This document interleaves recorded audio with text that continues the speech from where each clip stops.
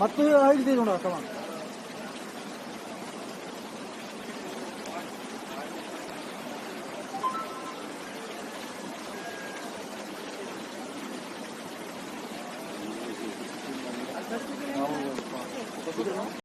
ಅಂಗಡಿ ಮೇಲೆ ಗುಡ್ಡ ಪೂರ್ತಿ ಕುಸಿದು ಬಿಟ್ಟದೆ. ರೋಡ್ ಪೂರಾ ಸ್ಟಾಪ್, ರೋಡ್ ಪೂರಾ ಬಂದ್ ಆಗದೆ. ಇಂಪಾರ್ಟೆಂಟ್ ಯಾರು ಬರಲಿಲ್ಲ ಆಗಿದೆ ಅಂತ ಇಲ್ಲಿ ಮಾಡಬೇಕಿತ್ತು. ಮತ್ತು ಗುಡ್ಡ ಕುಸಿತಾ ಇದೆ, ಇದು ಕುಸಿತಾ ಇದೆ. ಇಲ್ಲಿ ಸಮೀಪ ಇದ್ದೀನಿ ಸರ್ ನಾನು. ಹೈವೇ ರಾಷ್ಟ್ರೀಯ ಹೆದ್ದಾರಿ ಗಂಗಾವಳಿ ಸೇತುವೆ ಆದ ತಕ್ಷಣ. ಹೌದು ಸರ್, ಪೂರಾ ಇದೊಂದು ಬ್ರೇಕಿಂಗ್ ನ್ಯೂಸ್ ಮಾಡಬೇಕಿತ್ತು. ನಮ್ಗೆ ಯಾರು ಬರಲಾಗಿದ್ದೀನಿ.